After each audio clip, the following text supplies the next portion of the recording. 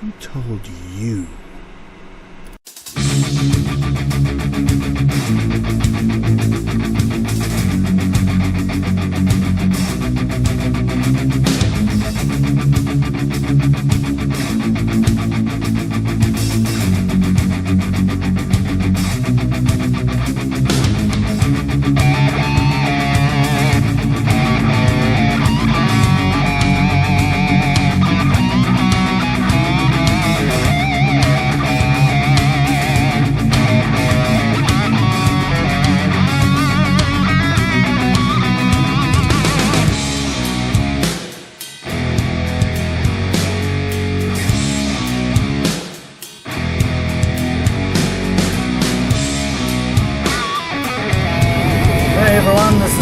Once again on the drive home, something that's been on my mind this week, something a little less car related, but nevertheless something that you might want to listen to while you're on the drive home yourself, or maybe you're just sitting there on the computer. That's fine.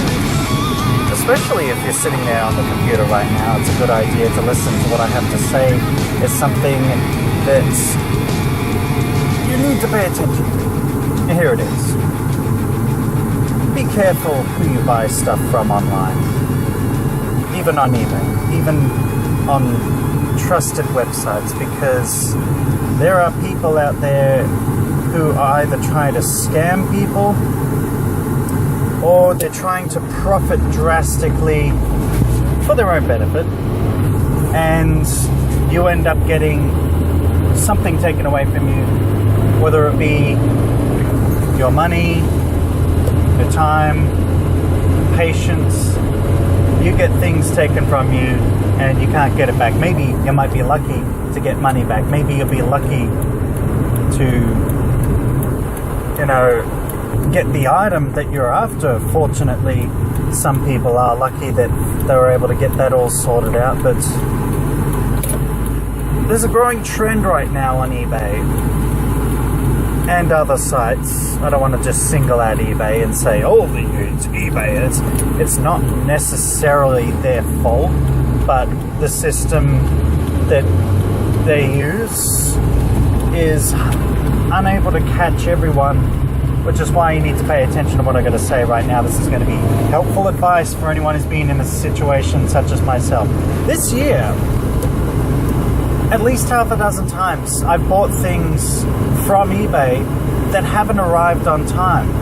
Now, there's 3 different problems that I encountered myself, and 3 that I think everyone should be looking out for as well, because these are 3 issues that concern everyone who purchases online. First one is the delay. The delay in the item, the delay. Sometimes we buy things from overseas and, it's got a very unusually long period of time where it's going to be shipped or posted from another country. And we accept that as it is what it is because, it's a long way away. It's coming by shipment. So, ship on the seas. It's going to take a while. It's going by water. It's not that quick, But there are often times where they put down, it says, it's going to take 20 days to get to you. Now, if you count that, 20 days, weekend doesn't count. So that's essentially 5 business days, 10 business days, 15 business days, 20 business. That's a month. And guess what? 1 month. How many days in a month? Typically 30, 31 days. Guess how much time you have to file for negative feedback or even a proper claim through eBay without having to go through a more intricate process. Yep, you guessed it, 30 days. So they're covering their ass automatically, and then when you go to complain to the seller, contact them and say, hey, I haven't got my item yet. They get a reply in very badly worded, obviously translated English and say, we sorry, maybe it get lost, or maybe it's still in transit, give it a few more days. And this happened a couple of times. The first time round, at least, it wasn't urgent item. It was like a couple of spray nozzles for my rat runner car, which I happen to be driving right now. But, you know, still, you know, it's convenience and it's time you've got to now take to chase after. It's your time that you're now wasting to chase after something that's simple. Just send it. It's easy. If you got it, just send it. But alas, never came. 2 months and just the same thing. Oh yeah, we here's the tracking number, you know, and here's the number you can track. So I used the tracking number against the postal service, Australia Post in my instance, and it was an invalid tracking number.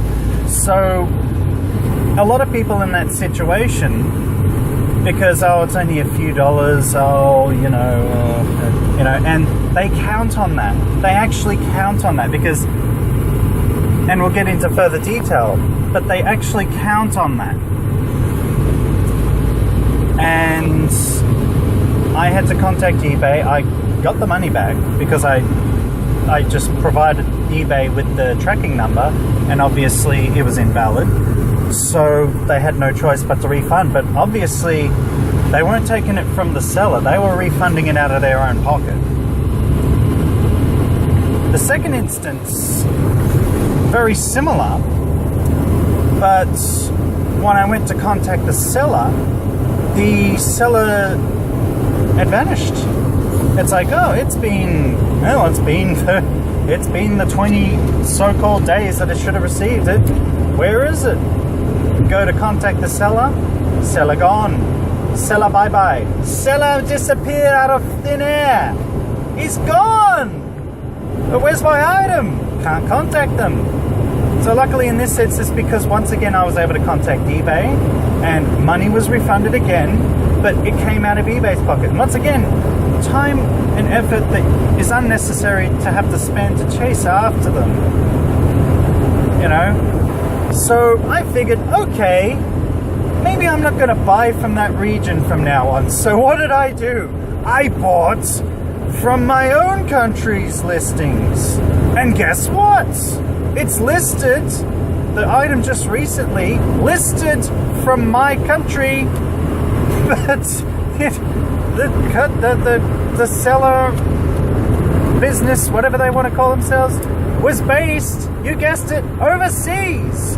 And after a few days, when it was like 2 days before I was supposed to receive the item, I got a message saying, it has been sent, we hope it gets to you, but there might be delays because it's coming into holiday season. So if there are, don't go leaving negative feedback or contacting eBay. Contact us first and we'll help you. It's like, okay, wait a second. Yep, no. Immediately contacted them, said, I haven't received mine.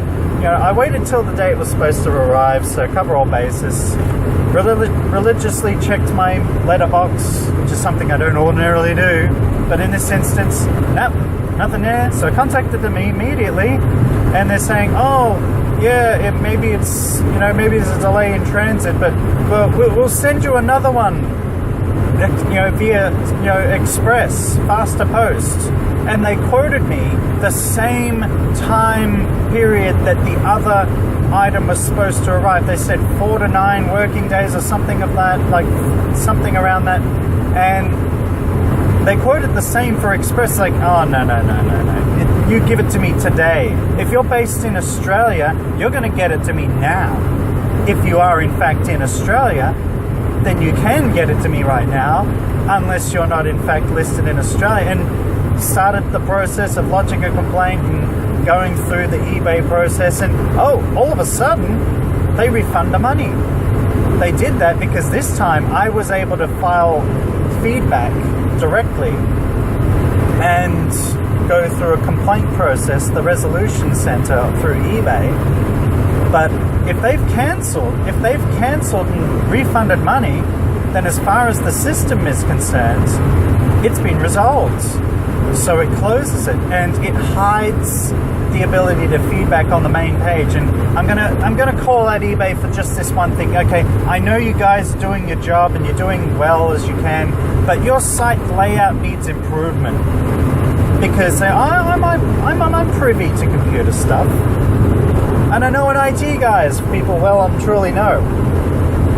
And I had to contact eBay directly because it's like, you know what, I got the money back, but it's been put through PayPal. It's not back in my account. Once again, not much, but this is unacceptable. Someone's got to look into this. And it's actually a growing trend where, in the first instance, we just backtrack a little bit, if we just remember what I just said. The seller counts on you, first and foremost, waiting past the 30-day limit, because 30 days you have to leave any feedback via their page, because the more negative feedback a person receives on their page, the less likely a seller is going to buy from them, and more likely that their page may actually be investigated and they'll either be, you know, given a warning or indefinitely suspended. But otherwise, after that 30 days, you've got to contact eBay directly. And you've got to know how to do it. A lot of people don't have, you know, the time or the effort. Sometimes they don't even have the foreknowledge to even, you know exactly where to click and what to say and what action to take. So after 30 days, they just give up. People give up and they say, oh, well, it hasn't arrived. Oh, it was only a few dollars. They count on that, because guess what? Now they've got the item and they've got your money. But the second issue, when you do happen to chase them up, you go that little step further and they say, oh, just wait a few more days, just wait a few more days. In some instances, there are times where they will list that they've got 100 of some item, some ridiculous item, and undercut the price. And, you know, it's a wholesale stock take, everything must go, and undercut legitimate people who are trying to sell items on eBay. You just can't do it much anymore, because there are businesses that undercut the local sellers. And a lot of foreign sellers are selling or listing more items than they're able to sell, more than they're able to produce. And oftentimes this is actually why you go and you buy an item and there's a delay. Simply put, they probably don't even have the item. Hell, probably they don't have the item. If they haven't sent it to you, the 99.9% chance they just don't have it. And they're waiting for the next, you know, it's on back order on their end. They're waiting for more to come into their stockpile so they can start sending them off to the rest of the people. Or they just don't send it. They count on people forgetting. If you press forward, maybe they will send it eventually. Otherwise, they'll just refund your money. But rare does that happen unless you push forward. Once again, 2 times it counts on the person chasing after. Once again, they don't count on that. So they will send it at their own convenience. You may get it way later than you wanted, than you needed. And they count on that. So they've technically made a profit, and they don't have the items there to send, but they still got the money. And here's the third one. See, if they do go out of business or they don't have the stock, the third thing that happened, maybe they were investigated, maybe they're no longer in business, maybe something happened and now their page is gone. So now there's nothing that anyone could do to chase after them. eBay can't even go after them anymore, because now they're no longer listed as a seller. So you see what the problem is. They have the money, maybe they didn't have the item, but now they don't have to sell it. They don't have to, you know, they don't have to recover anything. They don't have to send anything, because it's the seller's done. They've probably gone and listed on another page. Maybe they've got another person to list their items. They've got so many usernames, so many people on there that are probably listing from one single business, several pages that are operating within the same business, but different users selling the same items for similar prices. And it seems like they're in competition with each other, but in fact they are all the same organization. Now, this may be nothing new to people that may investigate and look online and articles and everything, but you know what? The more awareness, the better. And it is fraud, and it is a type of scam, and people need to be made aware of it. Now, in every instance, because the one thing I did every time was press forward. You know, it did take a little time, but I got the money back. And in a couple of instances, I did end up getting the product. And I think there was even one occasion where it was like, you know, they sent the item and refunded because they didn't want it to go against them. They didn't want to be officially reported.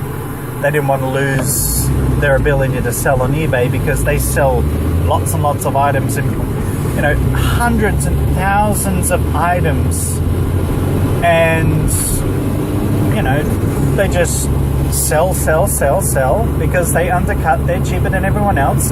If they run out, they count on you not acting. They count on taking advantage of you, the buyer. So here's what you need to do. Don't give up. There's some technical details that you may not be aware of, but try and simplify it for you. Type in contact eBay. You want to contact them directly. You want to find the seller's name at the very least, and you want to find the item number, or at least the description of your item, and send it to eBay in an email. It can be done all through eBay itself, but it's a lot harder to find. But if you find the link for eBay customer support, they will help you and they will look into it, but you've got to press forward.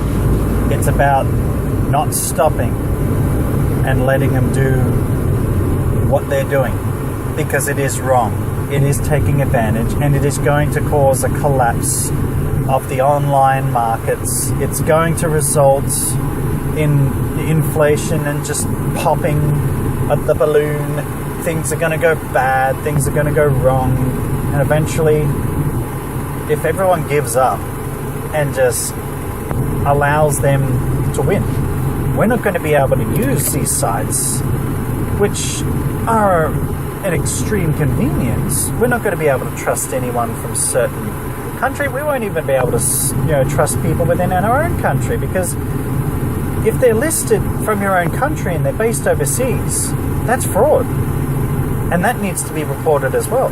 If an item description is not what it was supposed to be, that's fraud.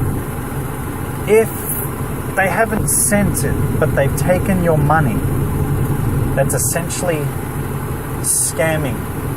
To say that you're going to send an item within a certain period, that you're going to get this to them and it's going to be there within a few days, and then they're having the seller continuously tell you, oh, just wait a few more days, just wait a few more days, just wait a few more days. But then how long have you got to wait?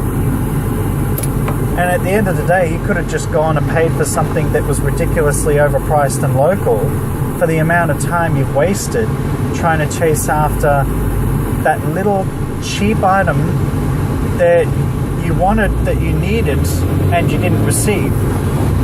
And if you had to, if we were all, if our life had an hourly rate,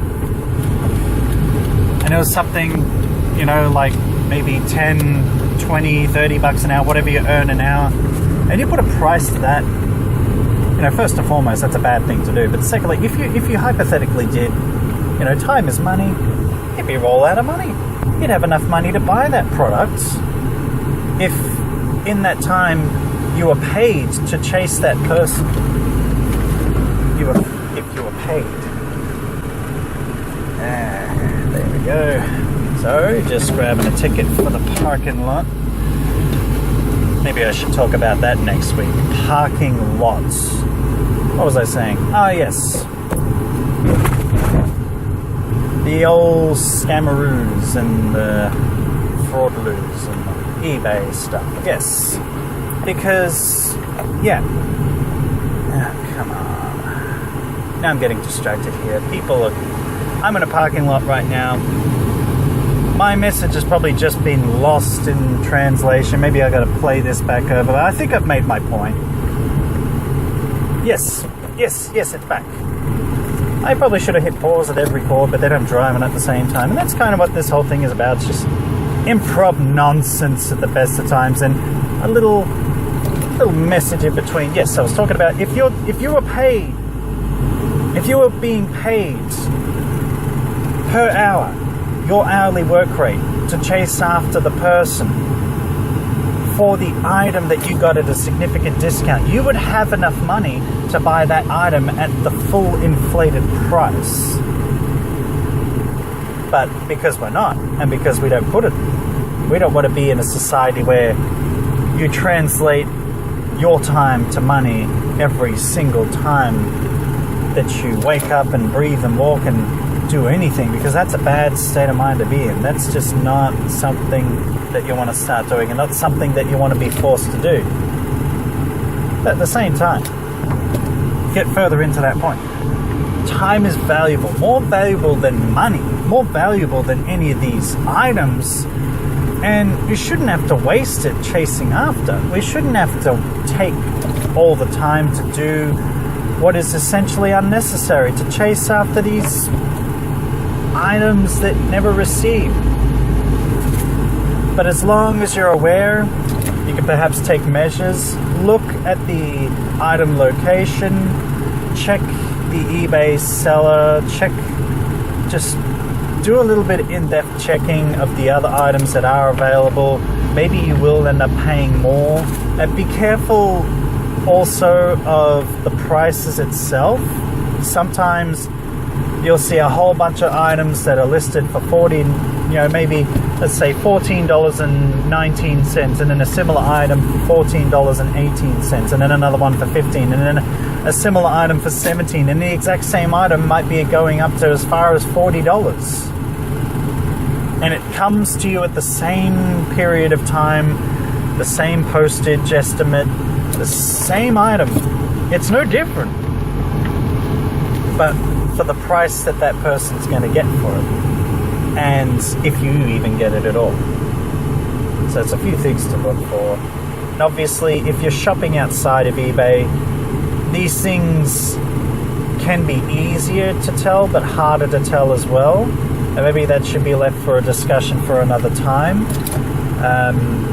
And I guess should even maybe get to talking about that on the next podcast. I guess that's a topic of discussion. Speaking of, I am caught behind a bunch of cars right now. I don't know what the hell they're doing. And now, once again, time for another Facebook feed. This one is a sports story. It's released back in June 24th of 2017, but it is a good one. I've seen it before, but it appeared again in my Facebook feed and I couldn't resist. The World Taekwondo Federation changes its name over negative connotations. So, effectively, the World Taekwondo Federation has changed its name because of a negative connotation. So, this organization used the previous name since it was established in 1973. However, it felt in the digital age the slang of the old abbreviation was unrelated to our organization, and so it was important that we rebranded to better engage with our fans. Now, for those who aren't catching on here, World Taekwondo Federation, or their short term enunciation, the WTF. Now, with all due respect, if you have actually seen, or haven't seen rather, a modern day Taekwondo tournaments, then perhaps you should watch one, and you may very well be thinking yourself, WTF? But effectively, they were known as the World Taekwondo Federation, or the WTF. Every time you watch it, WTF, you're thinking to yourself, WTF is this? So they've basically changed their name to simply World Taekwondo. And their vision is Taekwondo for all, and as World Taekwondo, we are confident we can build on our success to date and achieve the vision. So, yeah. Awesome. Good for you. Here's another one that's a little bit of WTF. So, apparently, cruise passengers avoid pirate attack by turning off lights and music for 10 days. Interesting. So, cruise ships offer passengers the ability to travel around the world while experiencing the utmost relaxation and entertainment. But Princess Cruises' Sea Princess guests had a rather unnerving start to their grand voyage. Instead of embracing the night's amenities, the Sea Princess turned into a ghost ship after dusk for 10 straight nights to eliminate the risk of potential pirate attack. So 1,900 passengers boarded the 1,000th Carbon Sea Princess cruise ship, departed from Sydney on a 104-day world voyage. However, guests were apparently alarmed to receive specific instructions from the captain while sailing through the western part of the Indian Ocean. Captain Gennaro Arma ordered passengers to draw their curtains at night for a dusk till dawn blackout for 10 nights, including the standard night entertainment, due to a pirate threat. No deck parties, no movie under the stars, no late outdoor bar hopping or pool dipping, Jasinski told News Australia. All around the ship, as the sun set, all curtains were drawn and shutters closed. Bright lights that adorned the Sea Princess to signal its presence were dimmed so that it would fade into the darkness of the night while travelling across the Indian Ocean, the Arabian Sea, the Gulf of Aden, and the Suez Canal. So, there's more, apparently, to this whole experience on the next page. Clickbait.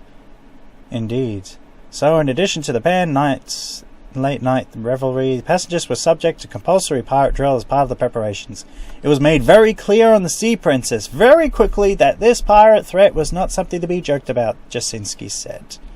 Passengers were instructed to go back to their cabins so that everyone could be counted, and were advised to sit on the floor and hang onto handrails in case the ship suddenly had to deter from pirate ships. Despite the unnerving 10-day blackout and drill, the Sea Princess didn't have any interaction with pirates and made its way to the Mediterranean Sea without harm. However, the captain reportedly explained to passengers that crew members were equipped with fire hoses and sonic boom equipment if the threat became severe. Ha ha ha ha. So apparently a representative spokesperson told New York Daily News, any measures aboard Sea Princess were simply taken out of abundance of caution and not a response to a specific threat, and are common to international shipping sailing in the region. Awesome. Where's the Navy when you need it? Well, that's just enticing. I'll go on a cruise ship real soon. Not. Next one. Oh, this is just... this one right here. You're going to want to sit down for this one. Maybe you want to stand up for this one. Woman lives life in a wheelchair and dreams of being paralyzed. A 61-year-old chemist from Salt Lake City, Utah, identifies as what is referred to as transabled. Oh, God damn it. The woman is healthy, but dreams of becoming a paraplegic. Careful what you wish for. If you act like that, people will make it anyway. She spends her days in a wheelchair even though she has the ability to walk and doesn't need one because she's not paralyzed. Who the hell gave her a wheelchair? What the hell? So no one chooses to be confined in a wheelchair except for Chloe Jennings White. So she uses it to get around even though she's got good, perfect legs. Lives as a disabled person. She wants to be disabled herself. When she gets to a flight of stairs, however, she simply steps out of her wheelchair and walks up them. She's very active and athletic, goes for ski rides and 12-hour hikes, all without her wheelchair or any kind of assistance. So she's able to be active because she is not impaired, the article says. But not like that. That's just my 3 exclamation marks put on the end of it. She just likes to pretend she is. In 2008, this is what prompted doctors to diagnose Chloe with BIID, Body Integrity Identity Disorder, also referred to as transabled. Or they could have simply just taken her to a mental institute and put a couple of probes in her freaking brain. I don't know. So apparently BIID is a psychological disorder which causes some people to believe that they would be happier if they were disabled, such as paraplegic or amputee. Doctors recommend that Chloe live her life as if she were disabled. These crazy quacks need to get their... I don't even think that some of them are freaking qualified physicians. Nevertheless, doctors suggested she wear knee braces and get around in a wheelchair so that she wouldn't feel the urge to injure her own body to become paraplegic. Okay, so that's how she got the wheelchair. It's just that easy. It's as easy as getting a freaking medical certificate. The diagnosis and doctor's approval for wheelchair use allowed Chloe to live the life she always wanted. However, she still admits to having fantasies where she loses the function of her legs. Apparently, this has been her dream ever since she was a little girl. She wanted to be paralyzed from the waist down. Following a biking accident, Chloe's aunt became a paraplegic, and Chloe found herself wanting to follow in her footsteps. Well, that's just a bad turn of phrase. To follow in her footsteps. I don't know if they... Yeah, maybe they should go back over that article. Maybe that's just me being immature. You know, a paraplegic and wanting to follow in their footsteps. No one can follow in your footsteps! I should probably stop. I apologize if I offended anyone, but that's just... funny little observation there. My goodness. I mean, there's plenty more here, but about her and how she got into a bike accident or something was... Yeah, that's just stupid. Yeah, sorry, but that's just dumb. It's a mockery to people who actually are in wheelchairs. I know plenty of them. Now, the people that I know that are in wheelchairs, would they prefer not to be in a wheelchair? I'd say perhaps they would. Are they happy with their lives and the way they are and accepting it as it is? Absolutely. You know? And I guess that's just the whole point of this. Accepting... Sometimes you got to deal with the cards you've dealt with. You know? Sometimes the cards in your deck, the cards that have been dealt in your hands, they're favourable. Sometimes they're not. But you got to deal. Either way. In this person's case, she's got a pretty good hand. She's athletic. She's been on... she has been gifted with the ability to walk. And she wants to be in a wheelchair. To take the privilege for herself. The advantage of having a wheelchair. Now, why I say the advantage of having a wheelchair? Because there are people who cannot walk. And having a wheelchair gives them the advantage to at least get around. And that's one less wheelchair that one person, without the use of their legs, or perhaps even their arms, if there could be a quadriplegic as well, they could use a wheelchair. Or a mobility scooter for that matter. And you got someone like her, who has the ability to use her legs. And she's abusing that privilege of being given, because, like I said as well, go back in the article. Why am I saying privilege? Because it's, this doctor who has also enabled her is the one that signed off and allowed her to get a wheelchair to begin with. For starters, he needs to have his medical license revoked. There needs to be an investigation. She needs to be psychologically evaluated. She needs therapy. She needs something, but what she doesn't need is a friggin' wheelchair! Moving on. So here's an interesting article, perhaps one that could very well dictate our future, and I think this will be the one to close out this edition of Facebook Feed. Escalating tension as experts simulating a new Korean war, and the scenarios are sobering. So apparently this is the way a nuclear war begins. Simulations of the war on Korean Peninsula usually start with a relatively minor incident at the demilitarized zone between South Korea and its hostile northern neighbor, North Korea, or a provocation that develops into a conventional war and then escalates.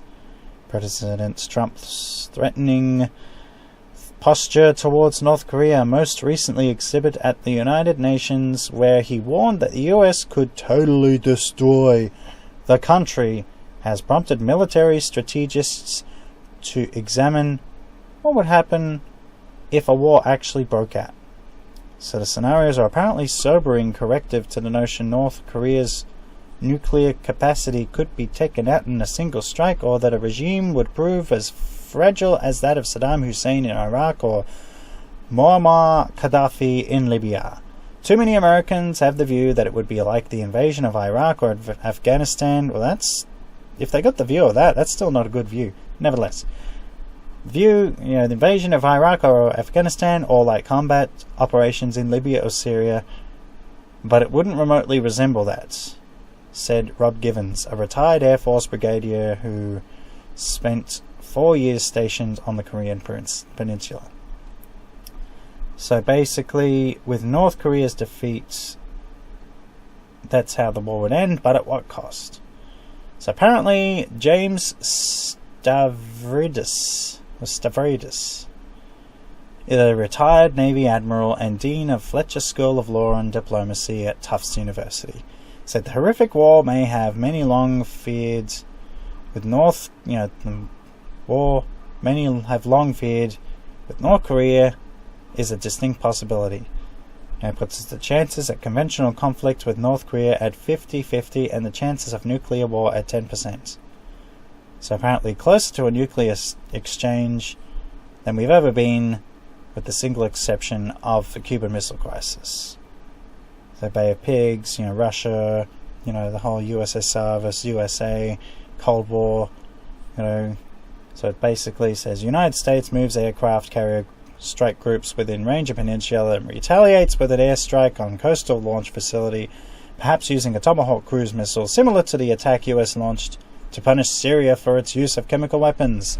The strike is intended as a message, not an invitation to all-out war, but Kim, unlike Syria's Bashar Assad, is not likely to sit idly by.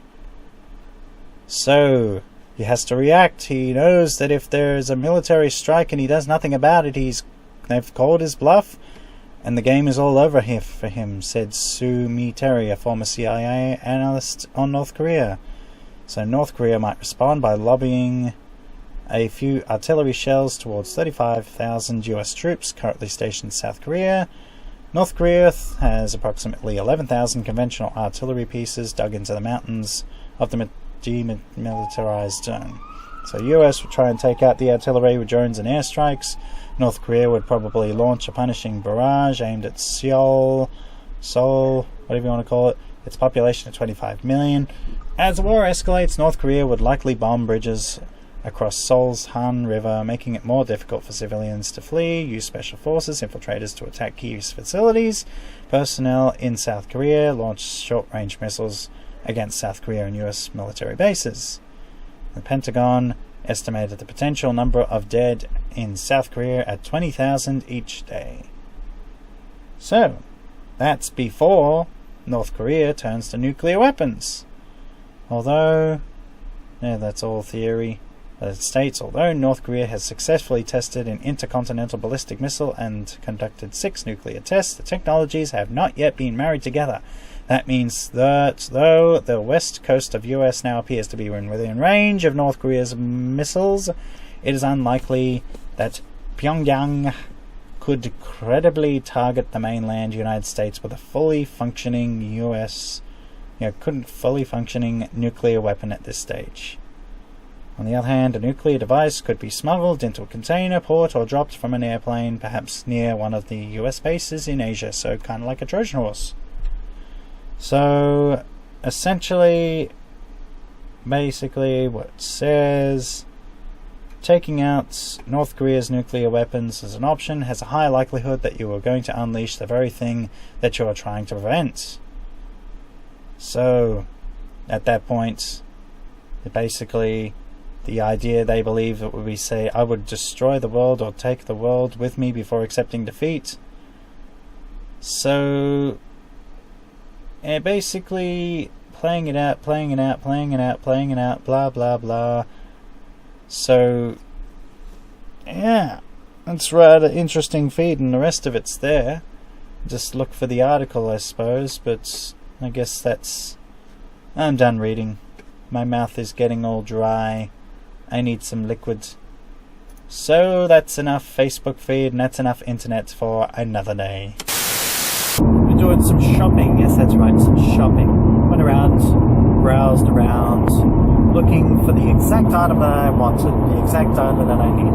And in doing so, and a practice that I use that a lot of people should take note of, always look in depth, look into the details of what you're buying, and see if you're getting the best deal. But not only that, to see if what you're paying for, what you're about to buy, is exactly what you should be paying, or if it's not just an inflated figure, if it's not something that it's just more expensive for something you could be getting at a better deal, at a better price, for better quality, or more features than something else. Now, the car I'm driving right now is old. It's new at heart. It's got more features than a lot of other cars, even some new cars. You know, it's a different scenario, because this is the car that I've been working for a long time, and I have it.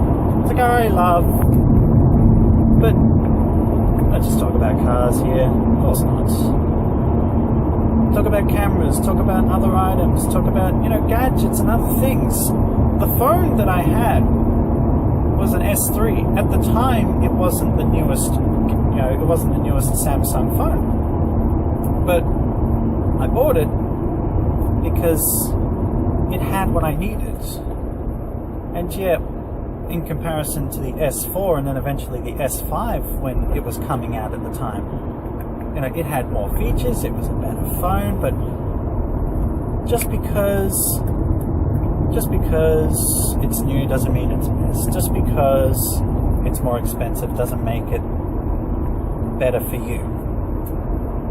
Sometimes you can get away with something that's, maybe it's a little less, but it's still a lot more because you have it, it's doing what it needs to do for you.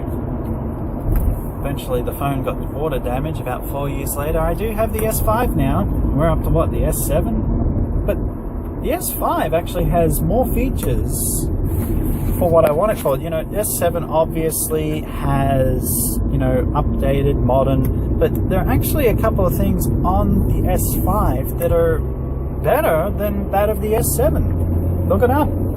But once again, we're not talking about any specific product, and I'm not saying don't buy an S7 if you don't want to buy an S7. Don't buy new if it's not something that you don't want to buy. Go right ahead, but take this into account.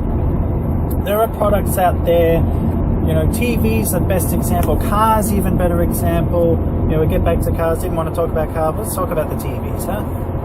You've got HD, you've got Ultra HD, you've got LED, everything in settings, and every TV's 1080 now, and you've got the 4K TVs coming out now, which means it's more resolution, more money.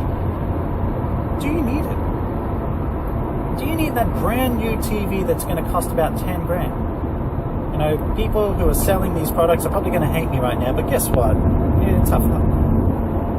That TV that's less expensive, you'll still get a sale from it, because guess what? They're going to buy the product that's older because it's better for them, because it's the best one for you.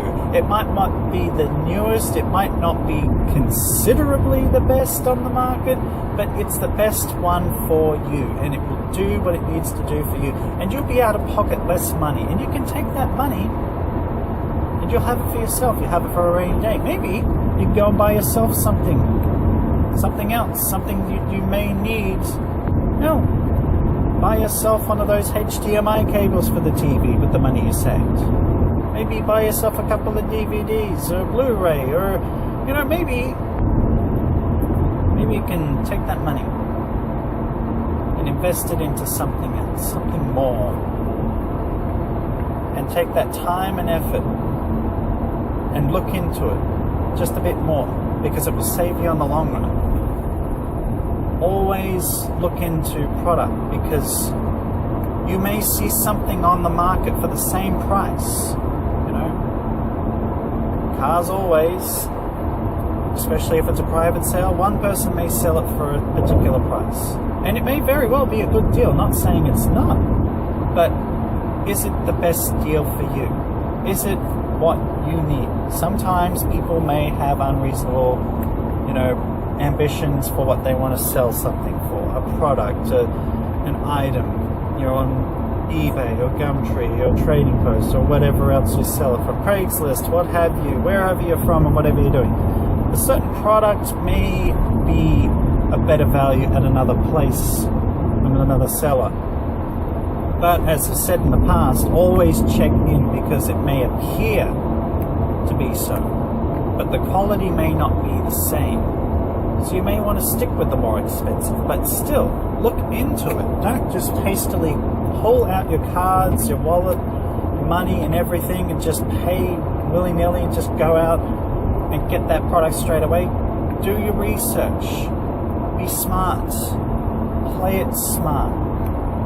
Because a lot of the time, especially with, goods and products, they're tangible, and sometimes you may even feel that, in the impulse in that moment, you really wanted that product.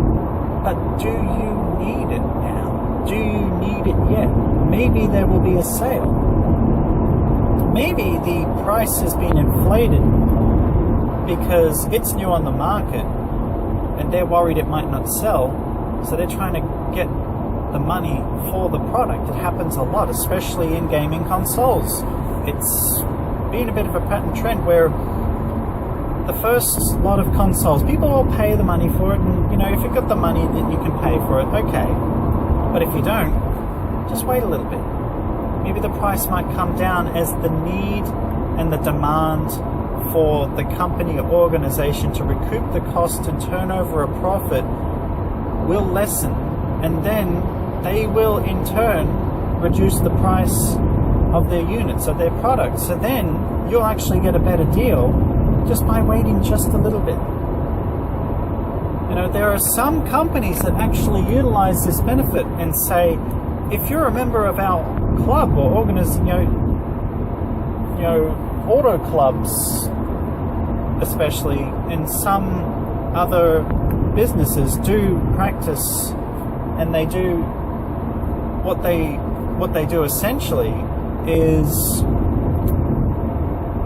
what you've got is a product, say it's $50, and then the next week it goes on special and now it's $30, and you just purchased it within a certain time period. You can go back and it'll be on your members card.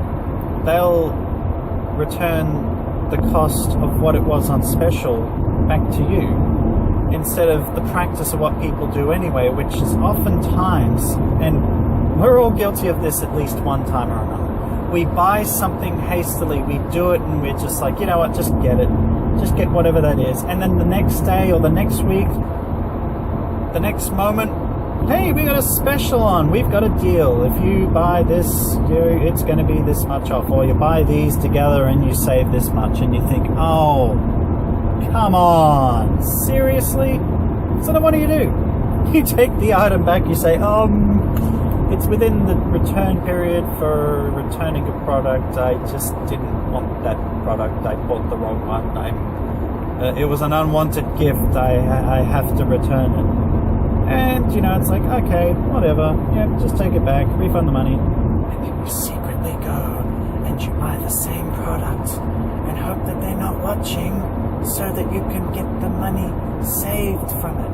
But there are organizations that will veto that part. It's like, to save the effort of people coming back and mass returns and having to stuff around and the additional paperwork they'd have to do on all their receipts and everything, blah, blah, blah. They just, let's just give it to them in credit. So then they can use it in the store, and they will come back and they will purchase more items from us because they have it in credit with us now. It's a good idea, but at the same time, it's a preventative measure by certain clubs within organizations, businesses that will allow it because they got good hearts and they say, yep, you know what, we'll do this for you because we want to treat our loyal customers.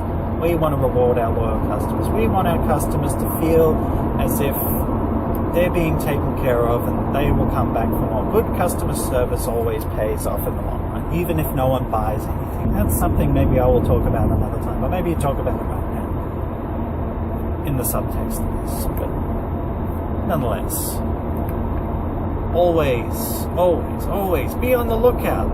Look into things. Maybe the item that you want, maybe the product in question that you are after isn't exactly the best deal or the best quality or the best product in question with the maximum features that you thought.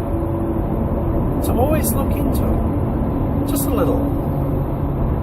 But still, don't let this be the message that says, oh, you shouldn't buy anything at all, just hold on to your money forever. It's like, we do from time to time need to give ourselves a personal reward, and we do from time to time need to bite the bullet sometimes and pay the extra money for something that we need now.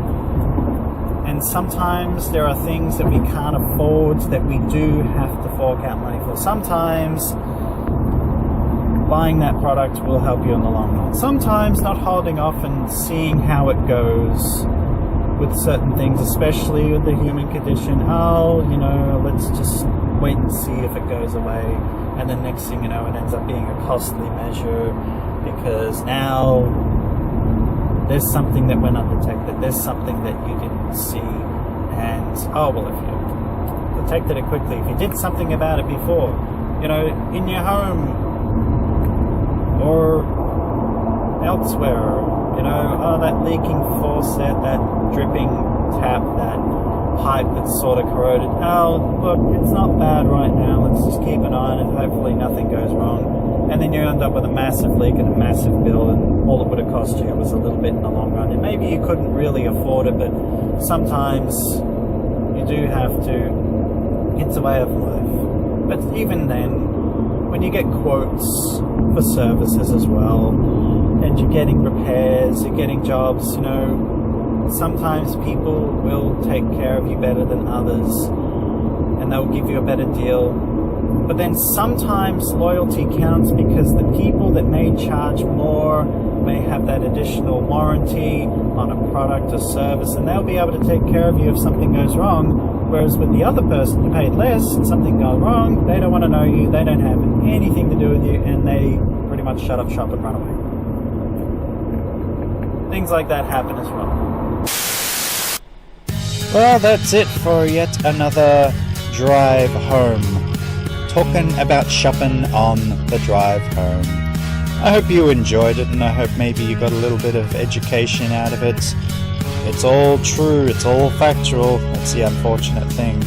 But nevertheless, if you liked it, by all means, click that like button wherever it happens to be. Share it with your friends if you think they need a bit of advice on shopping or thupping, either or. Subscribe for more content. There's also other content on my YouTube channel as well. Plenty of that coming up as well. After the content runs through, there's always more banked up. A lot of gameplay, a lot of stand-up highlights, a lot of vlogging and other things, including this podcast here, which I should have some more interesting topics to discuss in the next one, unless I decide to throw another bank episode in. Will I be driving or will I just be sitting at the computer? I don't know. We'll just have to tune in to find out. Also follow on Facebook, see where I be performing my next comedy gig. And as always, my name is Liam. I will see you guys next time.